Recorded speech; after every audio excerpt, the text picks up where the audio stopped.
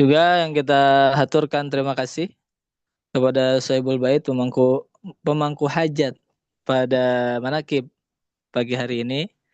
Kita berterima kasih kepada Bapak Haji Yusli dan Ibu Hajah Sulamah dengan mendoakan semoga segala hajat-hajatnya dikabul oleh Allah. Ibu, Bapak, Ikhwan dan Akhwat yang dimuliakan oleh Allah. Di penghujung bulan Rabiul Awal ini, mari kita bertabaruk.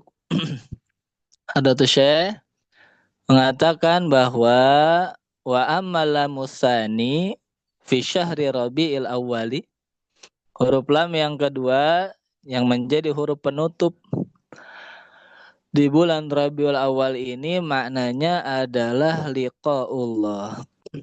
Qala Allah Ta'ala, "Faman kana yarju liqa'a rabbih falyamal 'amalan shalihan wa la yusyrik bi'ibadati rabbih ahada." Barang siapa yang mengharapkan untuk berjumpa dengan Allah, untuk berjumpa dengan Tuhannya, falyamal 'amalan shalihan, maka hendaklah beramal soleh. Wala yusyrik bi'ibadati rabbih ahada, dan dalam beramal soleh itu, dalam melakukan sesuatu ibadah, suatu amalan, janganlah sekali-kali menyekutukan Allah dengan siapapun, dengan apapun. Wallahu a'lamu bimuradih bidzalik. Bapak Ibu ikhwan dan akhwat yang dimuliakan oleh Allah, di dalam ayat ini banyak sekali hikmah dan pelajaran yang bisa kita ambil, selain tentu khususnya ayat ini menjadikan dalil dijadikan dalil terkait liqaullah itu, bahwa di antara anugerah terbesar dan paling besar tentunya manusia adalah ketika manusia dipertemukan, mampu berjumpa, melihat Allah Azza wa Jalla kelak nanti di tempat yang layak, bukan di dunia saat ini.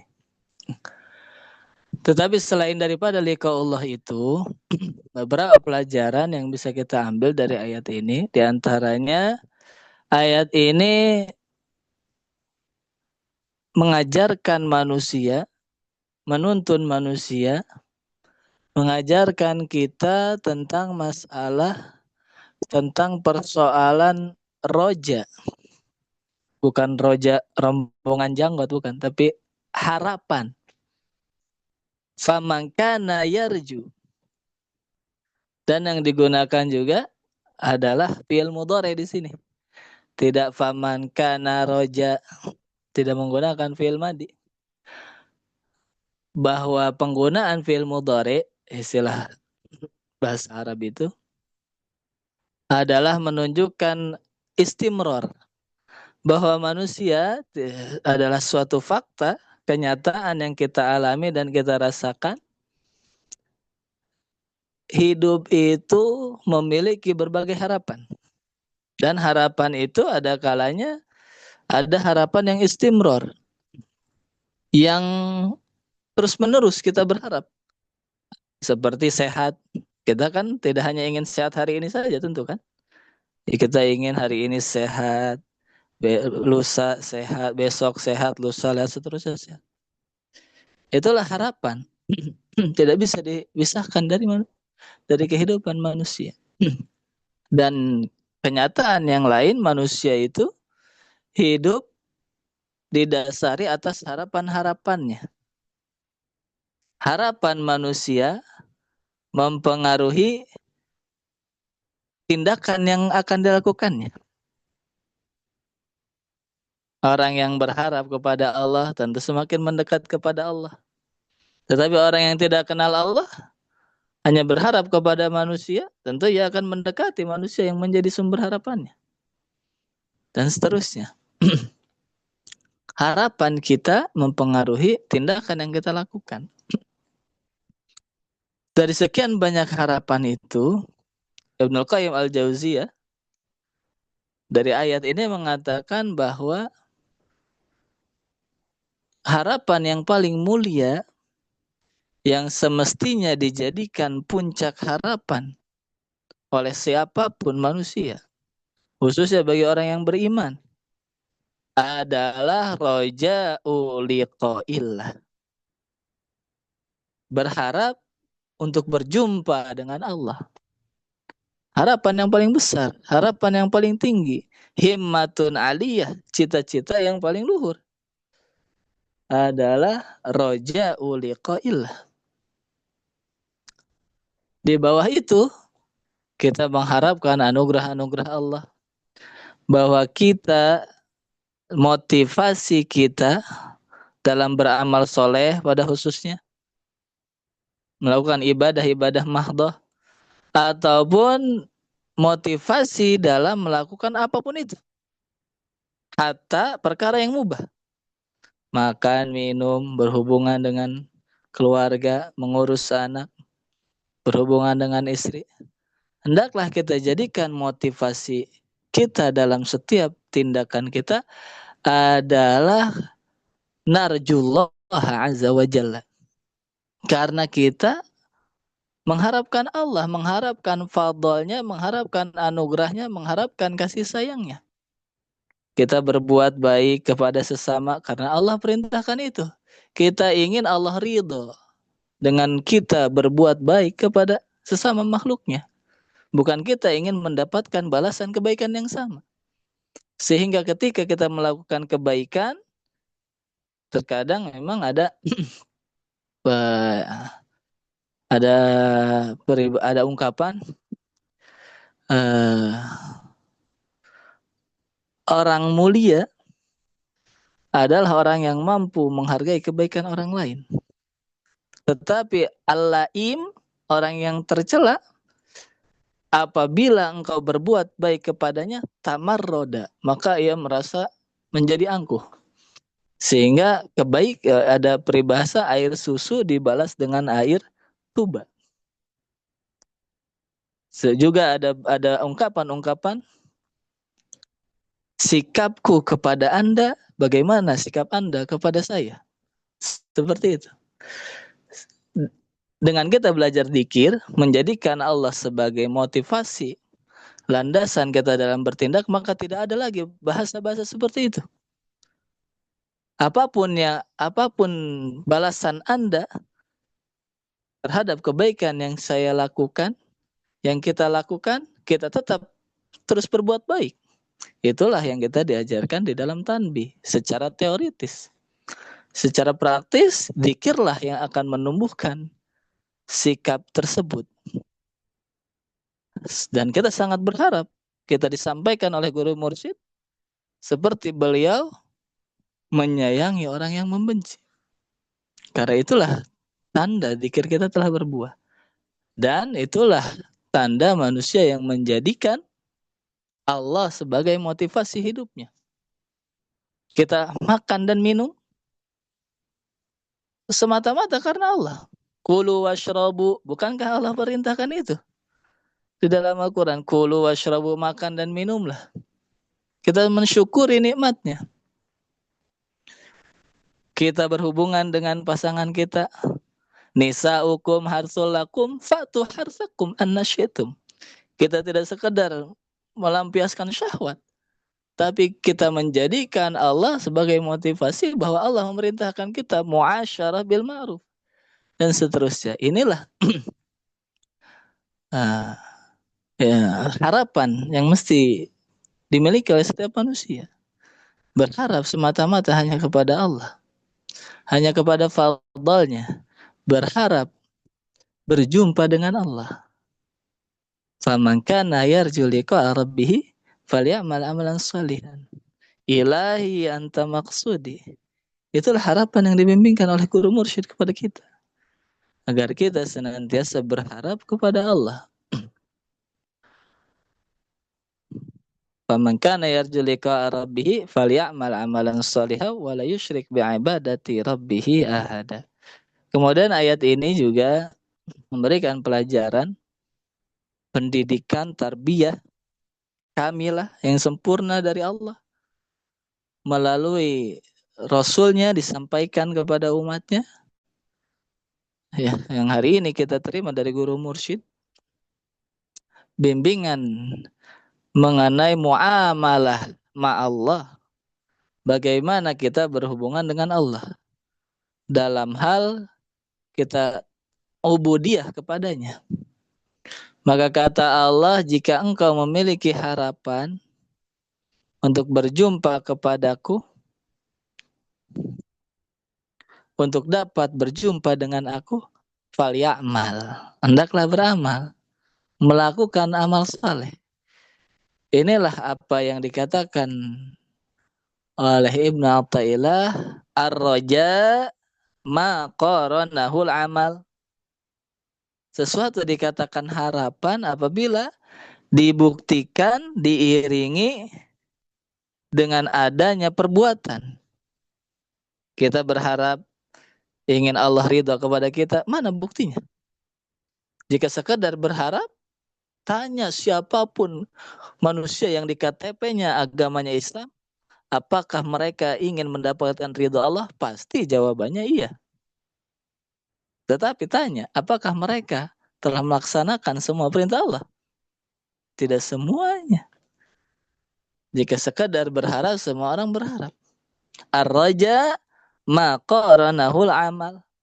Itulah harapan yang sesungguhnya, yang dibuktikan dengan adanya perbuatan. Jika engkau cinta kepada Allah, mana buktinya? Qul in kuntum tuhibbunallah fattabi'uni.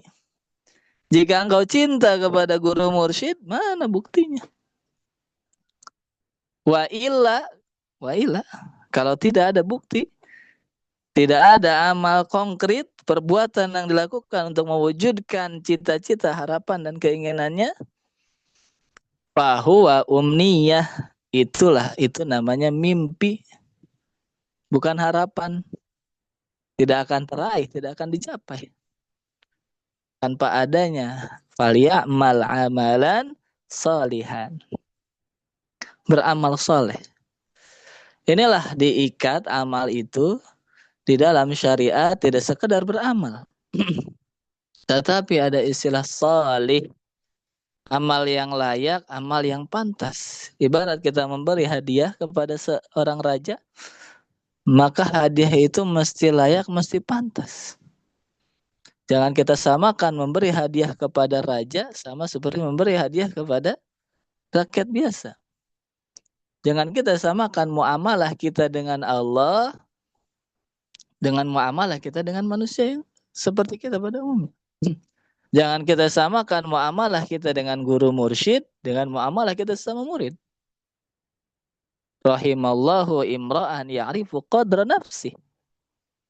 Allah senang, Allah cinta, Allah sayang, Allah senantiasa memberi rahmat kepada siapa saja yang tahu diri.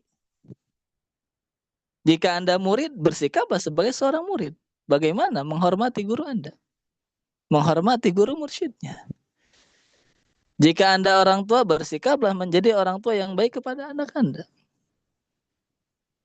Kita ini semua, anta wal khalaiq kulluhu abid. Engkau dan semua makhluk yang ada di alam dunia ini yang bernama manusia, statusnya adalah abid. Kita ini hanya hamba Allah. Bersikaplah selayaknya seorang hamba kepada majikannya, kepada Allah. Inilah kita ikut guru mursyid supaya tahu bagaimana kita bersikap kepada Allah, bagaimana kita ibadahnya. Yang dulu sebelum bertemu guru mursyid, betapa tidak pantasnya kita memperlakukan Allah. Bagaimana kita ibadah kepadanya, tapi hati kita lupa kepadanya. Bukankah itu suatu hal yang sangat tidak pantas? Apa yang oleh Imam Haddad diumpamakan seperti seseorang ibadah dalam keadaan lupa kepada Allah. Kita memperbaiki, kita menghias lahiriah kita, tetapi batiniah kita tidak pernah kita hias, tidak pernah kita bersihkan, tidak pernah kita sucikan. rukun sholat lahiriahnya begitu sempurna, tetapi keadaan hatinya begitu rusak. Itulah kita sebelum bertemu guru mursyid. Maka Imam Haddad mengatakan perumpamaan orang yang seperti itu adalah seperti orang yang memberi hadiah kepada seorang raja berupa budak perempuan, berupa jariyah, budak perempuan yang begitu cantik, begitu menawan, tetapi budak perempuan itu tidak ada nyawanya. Memberikan bangkai kepada raja. Secantik apapun wanita itu, tapi jika tidak ada ruhnya, ia hanya seonggok bangkai. Itulah gambaran kita memperlakukan Allah dulu. Atau mungkin saat ini sudah diberikan oleh guru mursyid agar kita memberi hadiah terbaik amalan salihan lahiriahnya dengan syariat, bagaimana rukunnya, bagaimana syarat-syaratnya mesti dijaga, sunah-sunahnya, dan ruhnya, isinya, batinnya diisi dengan zikir sufi yang sudah ditanamkan oleh guru mursyid. Amalan salihan, inilah penutup. Amal saleh itu ada dua indikator atau sesuatu yang memenuhi dua syarat inilah yang akan yang dikatakan sebagai amal soleh. Apa itu? Yaitu makana khalisan waswaban. Amal yang khalisan, ikhlas, itulah amal yang di dalamnya. Ketika beramal tidak ada yang diingat apapun siapapun kecuali hanya ingat Allah, itulah prakteknya dzikir khafi. Makana khalisan wasawaban, dan amalnya benar, ma yuwafiqu sunnata Rasulillah sallallahu alaihi wasallam. Amal apa saja yang ikut tuntunan baginda Nabi Muhammad sallallahu alaihi wasallam, inilah semua amaliyah berasal dari guru mursyid kita Hadratus Syekh Bahawas, berasal dari gurunya Abah Hanom, berasal dari Abah Sepuh, berasal dari Syekh Tolah, terus bersambung kepada Syekh Abdul Qadir Al-Jailani, bersambung kepada baginda Nabi Muhammad sallallahu alaihi wasallam. Inilah amalan saleh, adalah semua amaliyah.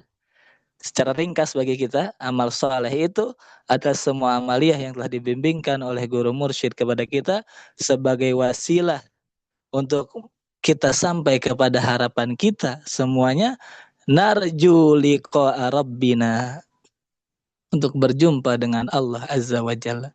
Terima kasih kepada semua, siapa saja para ikhwan dan akhwat yang sudah menjadi wasilah pagi hari ini. Kita sama-sama bisa khidmat kepada Allah, kepada guru mursyid, mensyukuri nikmat Allah atas dipertemukannya kita dengan pembimbing ruhani. Semoga kita semua senantiasa diberikan kesehatan, diqabul segala hajat kita, diberikan kesabaran menjalani ujian kehidupan maupun ujian di dalam suluk kita kepada guru mursyid. Hadanallahu wa iyyakum ajma'in. Wassalamualaikum warahmatullahi wabarakatuh.